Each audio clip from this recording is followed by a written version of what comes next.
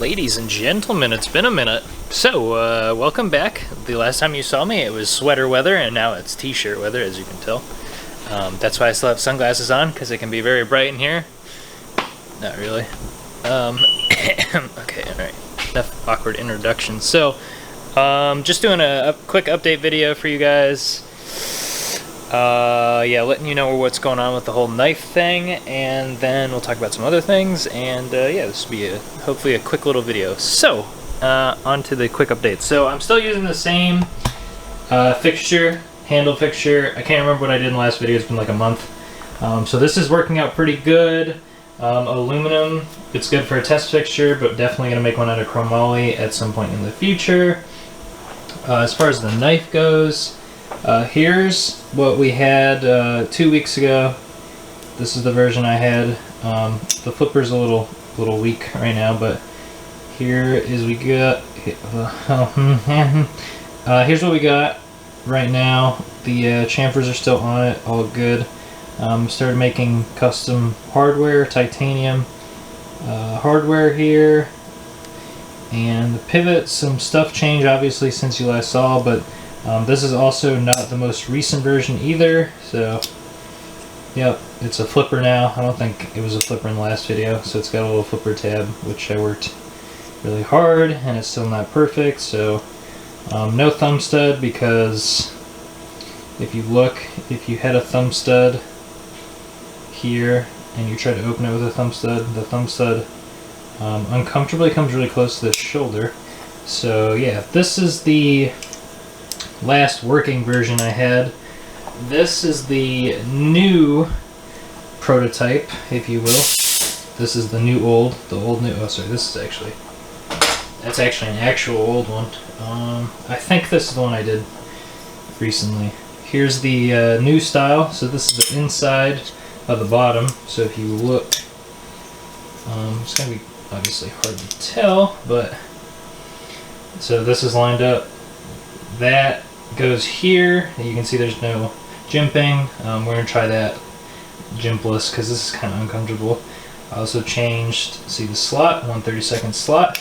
This has got a much bigger slot, so that's what that looks like now. And I put the relief for the actual lock bar on the outside. I thought that looked cool. I still haven't made a clip, but we're getting there. I now have to make a lock bar insert, so that has one now. This one didn't. And let's see what else. Yeah, the handle design's a little bit different. So if you look here, this has got kind of a more aggressive shoulder on the front.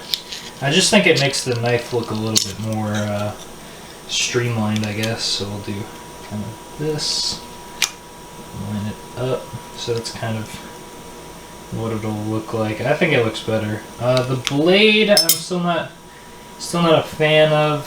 The what do we call it? Chortle, or what? Chortle? I think it's chortle. I don't remember. It's for sharpening usually, but sometimes you can make them big enough for fingers. And this is as big as it is, so it's unfortunately too tiny. But I feel like if I go any bigger, it might look weird. Let's see. It's S45 VN is the steel we're using now. I'd love if you would focus on the thing I'm trying to show. Okay, well the focusing didn't work, but trust me, it says S45 VN. That's what I switched to from S30V. I figured might as well go to a higher end steel. And here's the outside handle, the top handle.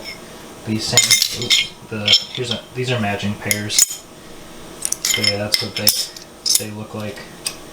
So yeah, I'm not sure if I'm going to get to it today, but the lock bar insert will be fixtured on this hole, and I have to drill another hole and tap. So the lock bar insert's only going to be that big, obviously. So it's rather tiny. So that's where I'm at for the knife thing. I'll continue doing some videos on that. I've just been working hard kind of doing these and some other projects. It's been a busy month, and you probably don't want me to see me film the same thing over and over, you know what I mean? Yeah, so that's going good. Let's see. I got this thing is not working, but I got it. It's got an air dryer on it. It's a screw compressor. Should help me with my voltage issue with the spindle thing. Some new subscribers won't know what that is, but there's a video I have about me having a weird spindle problem with ramp up and voltage suck, whatever, because of that compressor. So I'm still working on that. It's got some weird build-up issue. It takes like 25 minutes to build up. It's only got 1,200 hours on it, so I know that it's not a screw issue. I took the top plate off the actual screw assembly, and it's still good, and it still makes air. Yeah, and the pressure switch is bad on it, so that's kind of on the current back burner after it got wired in. So yeah, and then something else, that another update, starting to get some stuff for anodizing. It's a disaster in here, but power supply for titanium anodizing. That'll go all the way up to 120 volts, I think, which is as high as you need for all the colors. A ultrasonic cleaner, some other stuff. It's a humongous mess in here, as you can tell. This is all the scraps from prototyping. There's a lot of money and material in this thing. Here's the raw titanium that I have for some of the parts. What else we got? This is another thing I'm working on. This is a 88 Suzuki Samurai. I have not done a single video, but some people in the background may have noticed it also was not this long before. So I lengthened it 20 inches and building this flatbed for it. Got a new drive shaft for it, really cool. Did all the brake lines and all that. Fuel tank's gonna go back here on this new mount, but yeah, I'm getting YJ springs up front, and Toyota truck springs are already on the back. Yeah, so I won't spend much time on that, but that's also another little fun side project I'm doing. And yeah, actually I do want to talk about one issue that I've been having with the machine. So now that I've been running kind of long tool paths on these, like the titanium handles, to do that slot it takes an hour and a half, because you got to take the end mill and you slot it, and it's very tiny, obviously. At the end, when it goes to do a tool change, the tool actually sticks really hard in the spindle, and the tool arm obviously bends up, and then, you know, the tool arm's got more force than I do, and it'll actually change it, but it pops really bad.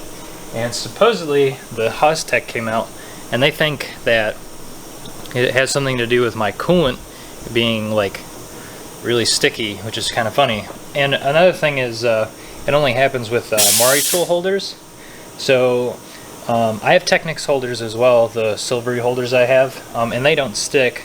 But the only variable that's really changed because of this whole coronavirus thing is I stopped buying distilled water because nobody had it, and I was just running tap water, you know, out of the garden hose, and that was nice because my coolant stopped foaming. But this problem has reared up somehow, so supposedly something to do with the mix of the coolant has caused it to become really sticky on the tool tapers, and I guess that the stick plus the cool down of the tool into the warmish spindle is enough to cause it to stick pretty bad. So that's kind of something I've been trying to figure out, fix. Yeah, that's the current going with the Haas, but other than that, it's been running pretty good, and I mean, it's only got like 370 hours on it, so kind of sucks to have a problem like this. But yeah, that's really it. I've been thinking about changing coolants because of it, but that would involve me getting a barrel, you know, a 50-gallon drum,